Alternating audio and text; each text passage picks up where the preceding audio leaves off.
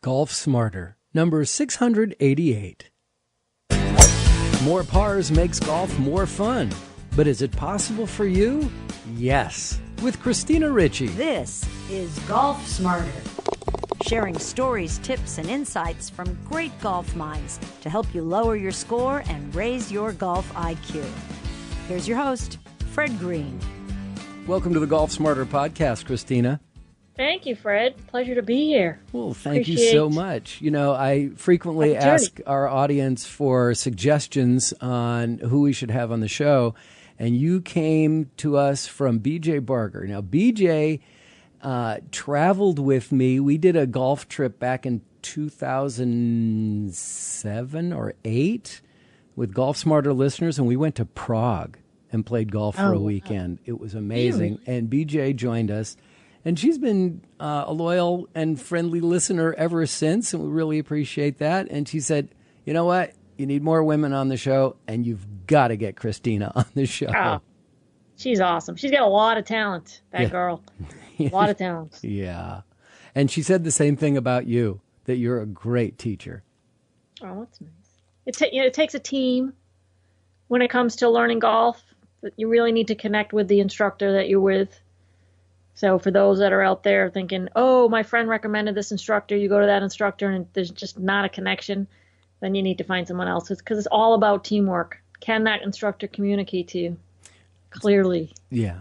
And you really have to, you have to go through a couple teachers till you find somebody that you feel communicates with you and understands what you're trying to accomplish. Exactly. Yeah. Exactly. Great. Yeah. So you're quite prolific. You have books. You are been doing tips for the Golf Channel. You have a lot of video online, and you didn't start playing golf as a child, did you? No, I wish I did. No, I started. I lived in Miami. So I lived in Miami, and my mother's at the time, we called him perpetual fiance. He was a big golfer. He's like, I really want to get you guys into golf. I'm like, I love golf. You'll love it. Let me get you some lessons. So he got us a series of 5 lessons. I was hooked just because I played a lot of hand-eye coordinated sports like tennis, field hockey. So I really liked it. My mother, she's a tennis player, and she's like, it's a little slow for me. And then she got into it later, but at first she didn't. But I was into it. I loved it. So I just dived in. I had all these visions of going on tour. And I'm like, quickly humbled. But it was, it got me on the fast track. My goal was scratch as fast as humanly possible. I never really got the scratch, but I did get to 5. Wow. 5 in 5 years. Wow. That's very impressive. A lot of lessons. Is that what it was? Oh, yeah. Yes. I'm a big fan of lessons. And giving them. I don't know many people that can teach themselves how to play golf. There's just too many facets to the game. Too many aspects. Too many voices in your head. All along. What? There's too many voices in your head going on, especially if you're like watching the Golf Channel. You're looking at every YouTube video that you can possibly find. Right? That's true. I know. But you know what I love about YouTube? It's given players hope and accessibility to improvement. I love it for that. Yeah. The only thing I'm cautious of is when players misdiagnose themselves, right? They think the ball's going left for one reason, but it's the absolute something else. So they go down the wrong track trying to fix themselves, and they end up not getting any better. That's the only caution I have, which is why I highly recommend anyone get lessons from LPGA or PGA professionals. And what about those folks that correct themselves during the round? They're constantly correcting. I'm one of those. That's me. Do you really? You're constantly changing things during your round? Oh, I can do that. I'm an expert. It's not the way I suggest people play by any means. Yeah. No. You got to play. You can't play swing. You got to play the game. What do you mean you can't play swing? You can't play swing. I mean, people get out there and try to fix their swing thinking that's going to give them, everything they need to score well, and it's really not the case. You could play great golf with a crap swing. Yes, I know this. Getting the ball in the hole. So, not that I play great golf, but yeah. So what is it that gets in the way for most golfers? Of scoring low? Yeah. Not focusing on the right things or not focusing at all. Or thinking there's a quick fix or just focusing too much on swing. I also think a lack of understanding of how the golf swing works and what they need to do, which is why I'm coming out with a new book to explain all that. You know, what gets the ball going far? People don't know. I ask them in my camps, what creates distance? They don't know. They don't really know about, you know, they hear the term swing path and club face and all that stuff, spin and smash factor, but they don't know what it is. So I just think they need a little more education versus a coach saying, do this, do that, without understanding the whys. I think they don't understand the whys enough. That's my opinion. Yeah. I loved the video, the scooping the cupcake chips that you did, because I've noticed a lot of people, they're trying to pitch up to the green, chip up to the green, and they're just trying to get it to the stick, but they don't know what their ball's going to do once it hits the ground, and what kind of trajectory they need to put it on, or, you know, how it's going to roll. Exactly. That's part of the education. A lot of players, I always talk about land spot. Where are you landing it? Where's your target? Because it's not the flag. A lot of players just go for the flag. Right. Or they're just, they're too focused on mechanics. So they're not even aware of any land spot. I get out on the course and if I'm too focused on mechanics, I definitely do this if I don't watch it. If you don't focus on a land spot, it's going to be tough to get the ball to the hole. And what club do you have? I mean, the beauty about the short game, which is why I love it, so creative. There's just not one way to get to the ball to the hole. And I encourage players to be creative, but you got to understand what your club does, what your setup does. If you push the shaft forward in your setup, what's that going to do to the club face? The ball going to go high or low? What about up in your stance? I mean, simple questions like that. They have to know so they could be educated golfers, and they can be creative and have more fun on the course by understanding what their clubs do and what their setup does to the ball. Can you spend too much time on the range pounding balls without taking lessons? Could that be counterproductive? Yes. A big yes. Tell me why you're laughing when I ask that question. Well, one, I did it. I've done anything bad, I've done it, So you speak from experience. Oh, absolutely. I've done it all. You can get really good at hitting a 7-iron. You could hit 60 balls and you can really groove that 7-iron. But if you go out and play the next day and you need to hit a 3-wood, guess who's in trouble? Right? And a lot of players, they want more distance. I want more distance. We all want more distance. So, are they going to the range with a purpose?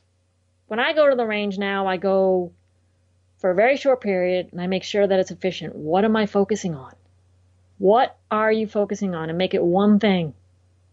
If you're focusing on your takeaway, making sure it's connected, making sure your lead arm is against your chest, whatever that one thing is, stay focused on it. You don't have to bang 100 balls to get results, but you do have to be focused and efficient and really tuned in to what you're trying to achieve to get big results. Banging buckets, muscle memory, it's not required, in my opinion. So do you have to hit a lot of balls and with good technique? But you don't have, it's not a banging section. It's not a banging session.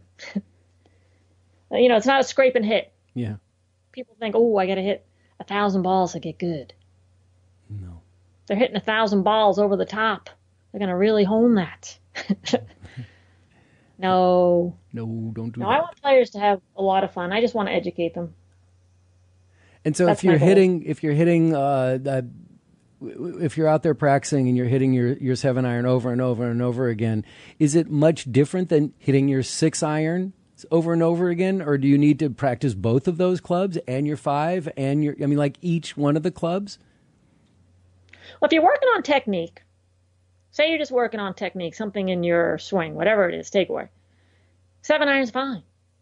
But then once you practice your technique, you got to transfer that to real golf. So switch up your clubs. I'd actually get off the range and go out on the course and practice. In fact, I prefer practicing now on the course, even when I'm working on technique. Because it simulates real golf. I can play tee to green, and I'm working on my takeaway. Great. So I'm out there. If it's quiet, the end of the day, you can hit 3 balls. To me, it's much better than banging a bucket of balls over and over and over again. Again, it's all how you learn as well. Some people really enjoy the range. They love being out there and focusing on their technique, and I'm all for focusing on technique. Don't get me wrong. I just think what I see is just a lot of players going out there without a focus. I think that's probably what I see the most. And I would love to just see people go out there with a specific focus when they're practicing. We'll just get more out of it. Right. You mentioned about wanting more distance, and everybody obviously wants more distance. I want to hit it farther. And I have friends and acquaintances and people I meet, players, and as we age, they're all talking about, I'm losing distance. Does anyone ever come to you and say, I need more accuracy? Yes, they because do. Isn't that the question? Isn't that what you want? If you're losing distance, don't you want better accuracy? Accuracy is very important. Hitting it far is very important, because if we can hit it far, then we can get on the green in regulation. And with the students that I teach, that's their number one, probably the biggest request outside of I want to be more consistent. They want to get on the green in regulation. They're not hitting their tee shot long enough, and they really struggle with the second shot.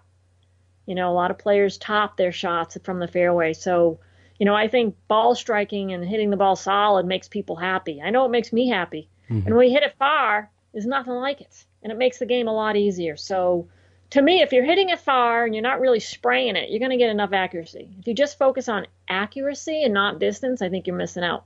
But again, there's no cookie cutter way to play the game. If someone just wants to play with accuracy, they don't care about distance. Awesome. To me, whatever makes the game fun for you. Right. That's the beauty of the game. Right. Well, we have so many clubs in our bag that all go different distances. So if you know how far you hit each club, then, and you're, of course we want to go farther, but if you're consistent with hitting it, your 3-wood 210 and your 6-iron 150, if you're consistent with that, then you just want to hone in to your target. And That's right. We come back to picking a target. That's right. That's exactly right. Many players, the newer players especially, they struggle with, I hit all my clubs the same distance. And that's where you got to have lessons and really groove your technique so you can get that separation between the clubs. Because if you're hitting your clubs all the same distance, we got a problem. We got to groove your technique and get you more efficient with your swing so you can see the difference in the clubs. Interesting. Listen, we've reached the turn, and we will take a short break and go. Can I get you something to drink? And then we'll meet on the back nine. I'm parched. We're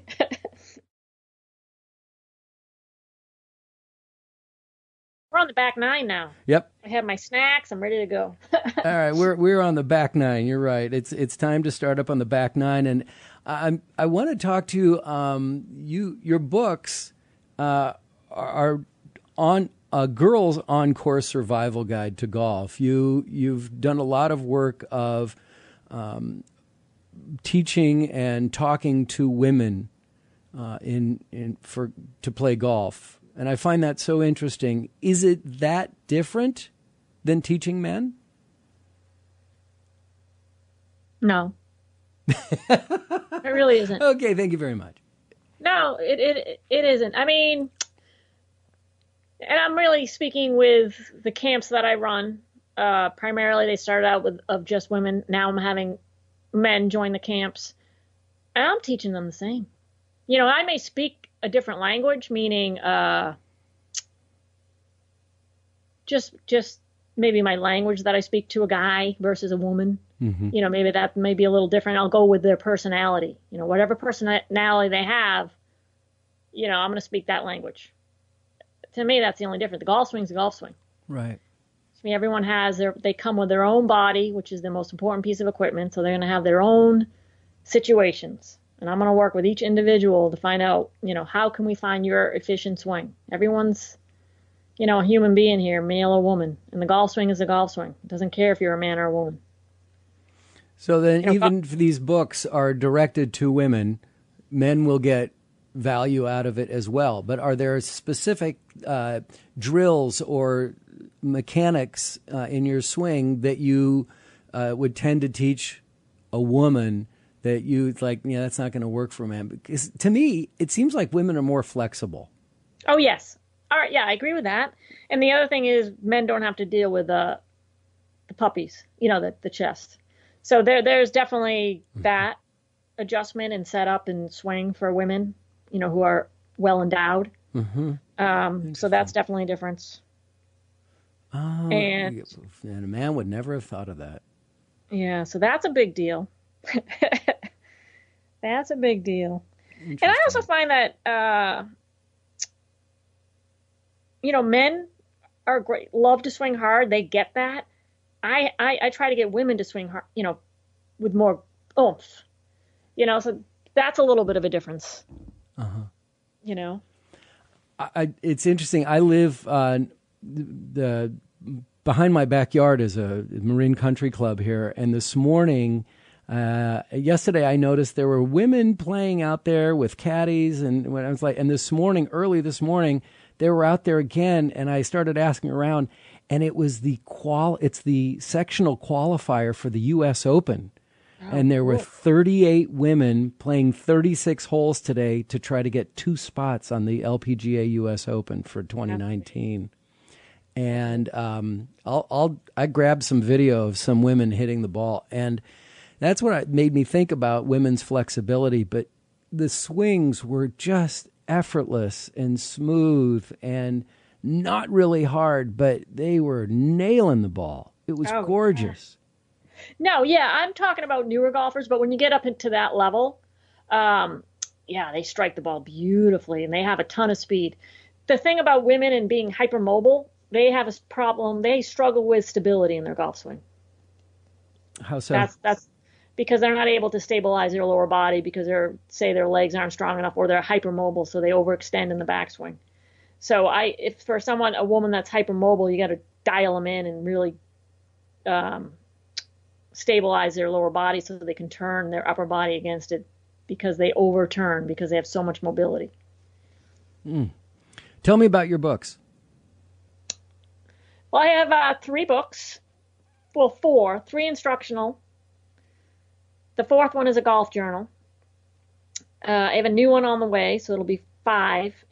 It's coming out this summer. I'm really excited about it. And it's actually, the other books is just me, and it's marketed to women. This book here is going to be for men and women. I do have a green book. It's called Reach Your Goals, Survival Guide to Golf, that I published in 2008, and that was marketed to men and women.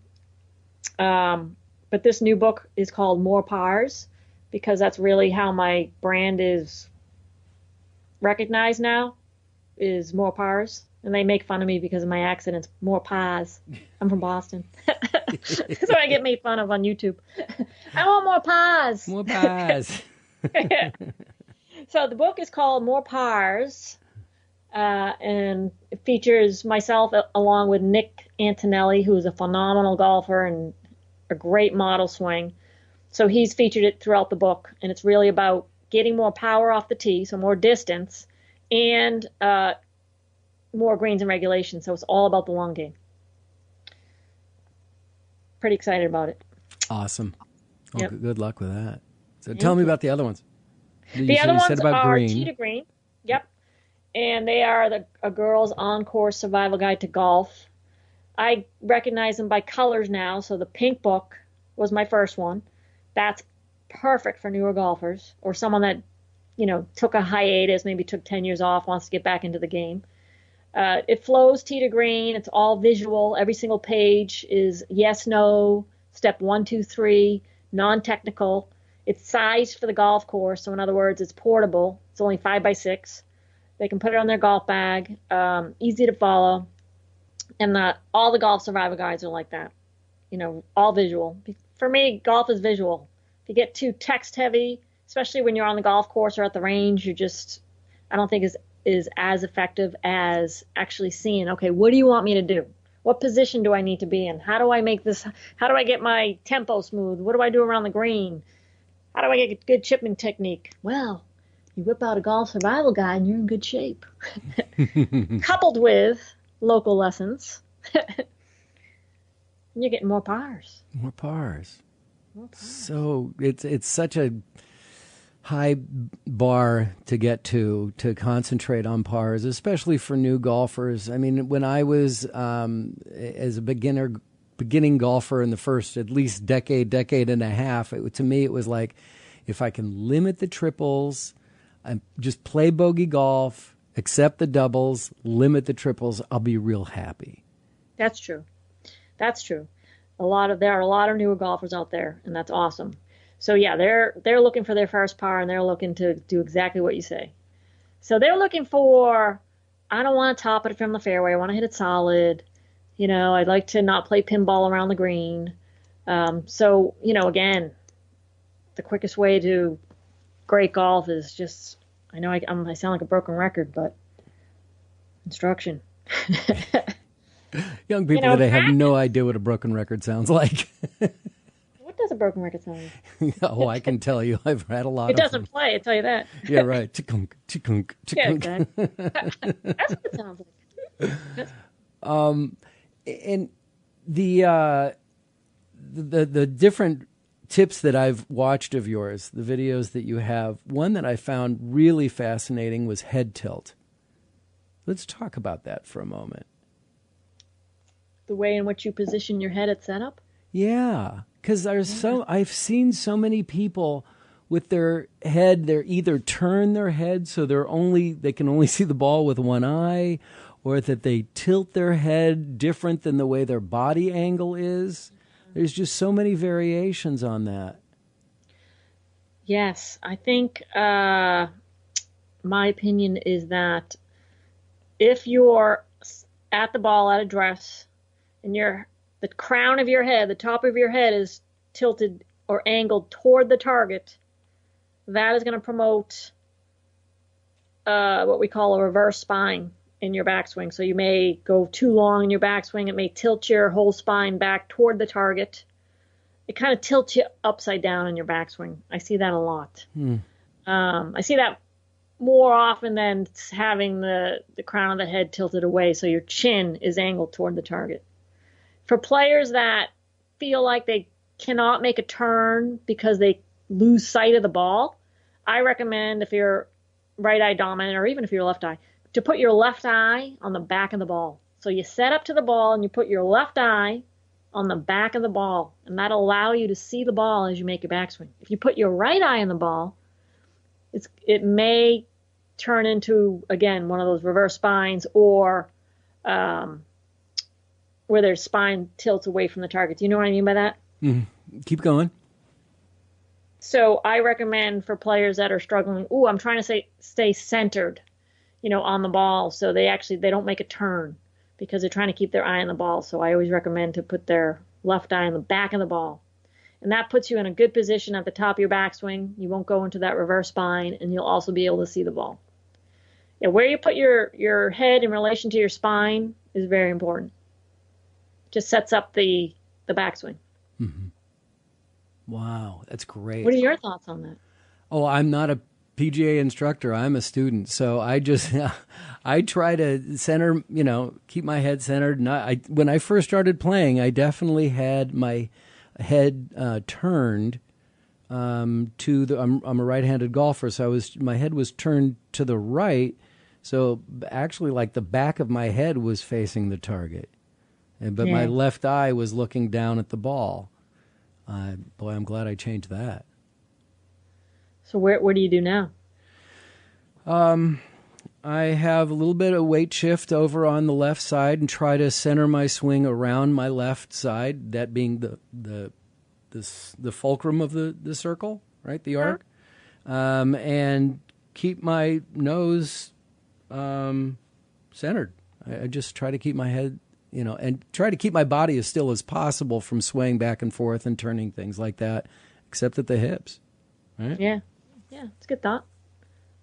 Good thoughts. Thank you. You just got to be careful for those that, obviously we want to stay centered as we turn. That's the best rotational turn. Mm-hmm. A lot of players just get out of position in an effort to do that. So that's one of the big things that I fix or help a lot of players with in my camps.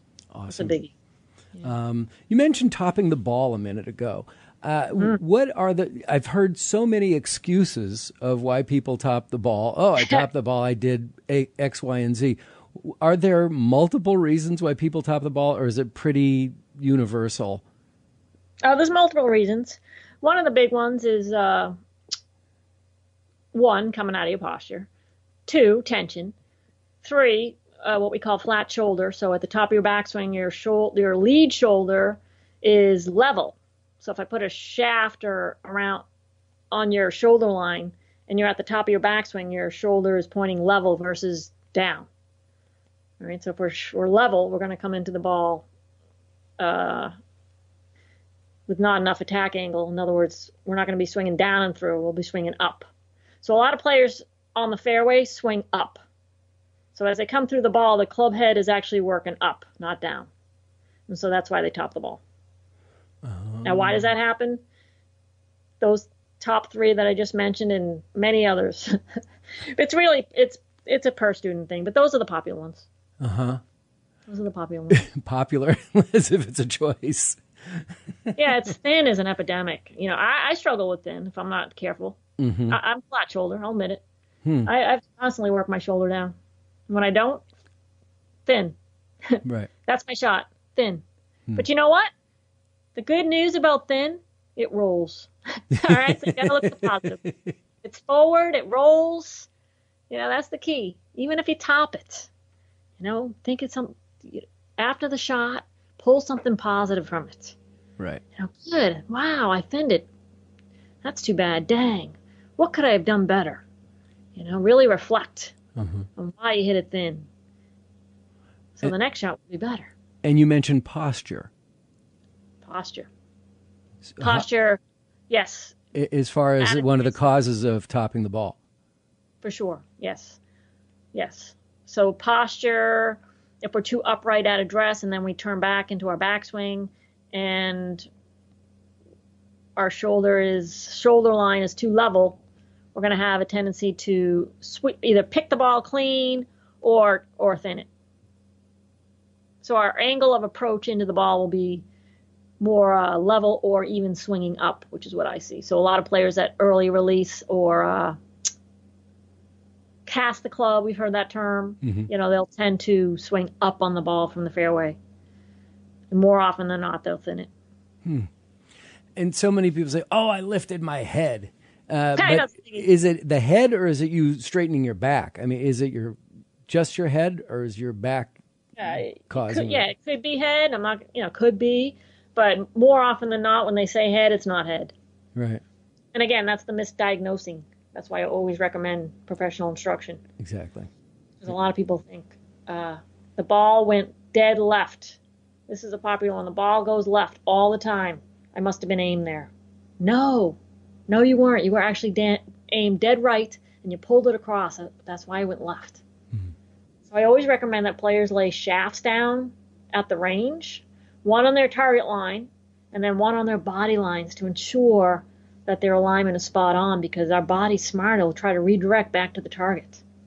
So I'm a big fan of shafts, especially down the target line. So lay the shaft like 24 inches in front of your ball.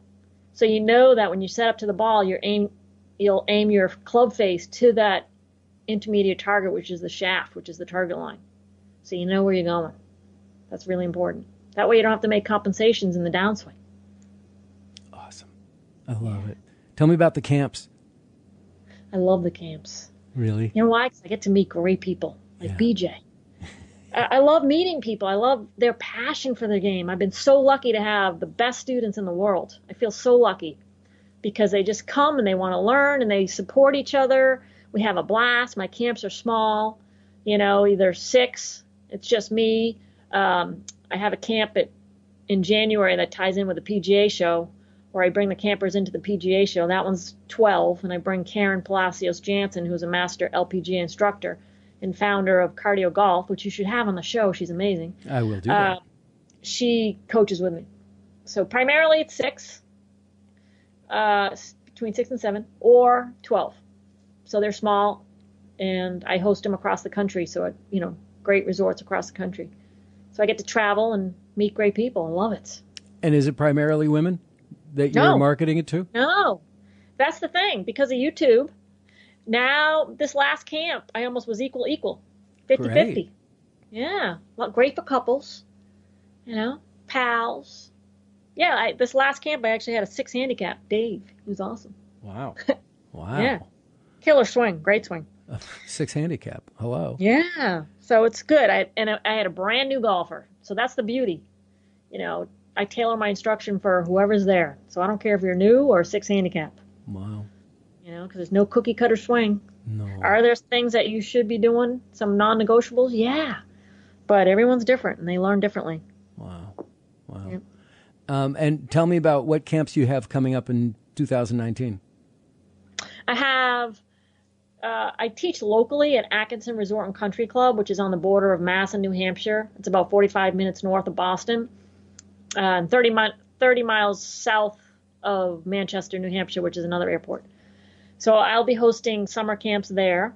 It's a phenomenal award-winning course with a par 3 as well, and we have a full-blown academy with all the cool technology. So I have K-Coach, Body Track, TrackMan V1. We got all the stuff there. And then in September, I go to Vermont, to Basin Harbor on Lake Champlain, which is amazing. It's like a step back in time. We hang out in cabins, nice cabins. It's just beautiful. I feel like I'm stepping right back in time. It's just quaint, charming, great setting. That's in September. And then October, Barefoot Golf Resort in Myrtle Beach, which is going to be cool. Wait. What do you? The name of the course is Barefoot. It's not. You don't play barefoot golf. Oh yeah. No, it's the name of the course. Okay. That's funny. Yeah, it's a barefoot golf. We're going to be barefoot the entire camp. Have you ever played golf barefoot? No. Oh, I have. What's it like? Well, first of all, like I said, I live near a country club here, so I love walking out there barefoot, even if, not playing golf, just because you've never felt a carpet like this. But also the connection to the ground that you have without the shoes, without the support, really teaches you a lot about your balance and your position. But you should try it sometime. I'd love to hear what you think. I'll do. Hit some balls. Go play 3 holes without shoes on and tell me what you think. Yeah. It's awesome. I love the concept of bringing awareness to the ground, because that is the golf swing. Yeah. Without the ground, there'd be no golf swing. It's the pressure that we pull from the ground that helps us swing. That's huge. So playing barefoot could bring great attention to that. So I will definitely check that out. Oh, very cool. Good very tip. Cool. And your website, Christina Ricci Golf, ChristinaRicciGolf.com. It's Christina with a CH, and Ricci is RICCI, ChristinaRicciGolf.com. And you have, and is that also the name of your YouTube channel? Yeah, so ChristinaRicciGolf.com if you want to register for a camp or book a lesson. If you want to get my books and More Pars pocket guides, which are really cool too, including the new rules of golf, you go to getmorepars.com. If you want to do online learning, if you want to read all my books online digitally, if you want to do some More Pars training, if you want to do some virtual coaching, say you live in Sweden, then head to morepars.com. And then my YouTube channel is youtube.com/C as in Christina /More Pars. Oh, okay. Okay. Very cool. And my Instagram is at Get More Pars. Okay. I think we got them all now. Perfect. That's pretty funny. Yeah, perfect. Okay, and you just made me think of one more question. Your favorite new rule for 2019? I love the knee drop. Yeah. Because you can really focus on where you're dropping the ball, you know? I just think it makes the game faster and easier. I really like that rule. It's simple. Awesome. I'm not sure about the flag stick. I think that I'm wavering on that one. I think it can be a pain for pace of play, but I think people will start to find a rhythm with that. Because I think I like having the option of having it in or out. But, you know, when you're playing with multiple people, one wants it in, one wants it out, it can get a little cumbersome. Yeah. All right. Cool. Other than that, I think they did a great job. I think that was needed. Yeah. What's your favorite rule? Leaving the flag stick in. Oh, you like that, yeah. Yeah, except I like it because it's changed my perspective on putting. Like before, you know, you're putting to a hole in the ground, so it's just all one level. But by adding that dimension of having something to aim at, that stick, I'm leaving a lot less of my putts short than I was in the past. And I'm finding that's interesting. But there is a part of it that I don't like. And that is the sound of the ball going in the cup, which I call a happy sound when you make the putt. And, you know, the ball rattling around. It doesn't happen anymore. It just goes clunk. Yeah, it's true. You know, now that's funny that you mentioned that. I like your perspective. I think that's cool with the target. For me, I don't mind having the flag stick in for long putts, but anything 10 feet and in, I'm going for. Right? So to me, the flag stick in the hole makes the hole a lot smaller. It makes your target a lot smaller. And to me, it's in the way. In my mind, I want to avoid that stick. Yeah. So doing the opposite of what you do, I subconsciously try to, it's in the way. Yeah, and I feel I can putt a little bit harder. I can give a little more effort, and it's going to hit the stick, and most likely it's going to drop versus hitting it. And if it wasn't there, just going over the hole, 4 or 5 feet. Yeah, so that's interesting perspective. Yeah.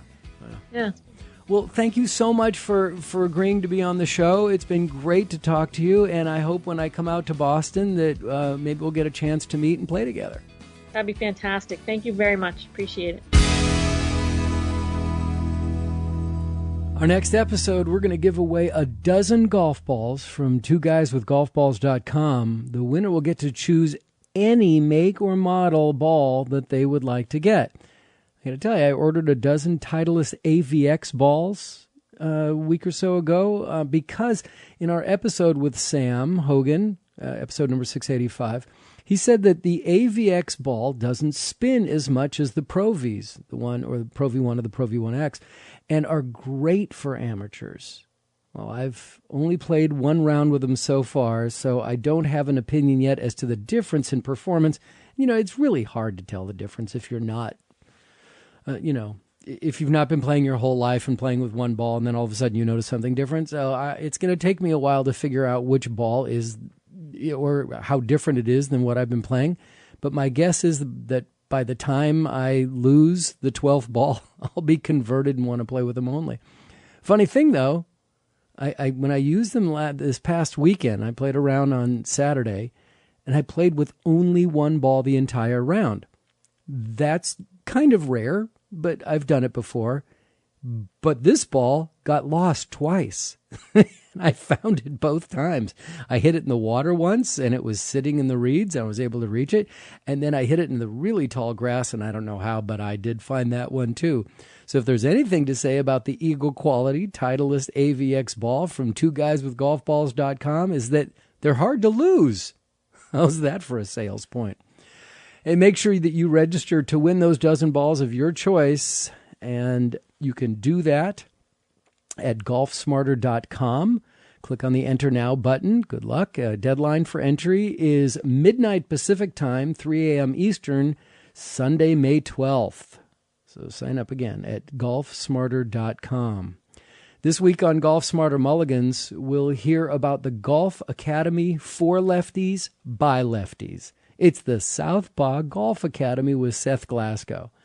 Now, more and more of you are discovering Mulligans, and we'd really appreciate you posting an honest review for it and for Golf Smarter, wherever you find your favorite podcasts. And speaking of finding podcasts, I saw an interesting stat the other day about how many listeners prefer YouTube as their source for finding and listening podcasts. I didn't anticipate that at all. It's so interesting. I guess people listen while they're working and have it on, but whatever, I've noticed an increase in our YouTube channel ever since we've been posting the episodes there, and that's awesome. And the other thing about having the shows listed on YouTube is that you can leave comments there, and people do on specific episodes. So if that works for you, we'd love to have you subscribe to either from anywhere you'd like to. Golf Smarter Mulligans is supported by Autoslash.com, and again, 2guyswithgolfballs.com. And we're still receiving questions about golf balls and compiling them for an upcoming episode with Sam Hogan. And so if you're unsure of what ball to play or don't even know why one ball might be better for your game than another, then send us your question. Submit your question to either of us via Twitter, YouTube, Facebook, or Instagram. Make sure you use hashtag GolfSmarter or hashtag 2guyswithgolfballs. Or you can call our Golf Smarter Academy line toll-free, 415-761-1498. Or write to golfsmarterpodcast@gmail.com. And that kind of leads you right to the Hey Fred button at golfsmarter.com. Now it's time for our quote of the week from Dr. Joseph Parent. And this is from the chapter entitled, Who Knows What's Good and What's Bad? From Zen Golf, Mastering the Mental Game. He said there are many sports stories of rookies of the year who weren't ready for what success brought to their lives. They lost track of their game and never returned to that level. Kathy Whitworth, one of the great golfers of all time, said she felt really fortunate that it took her several years to win. She felt that learning how to accept losing prepared her to be a better winner.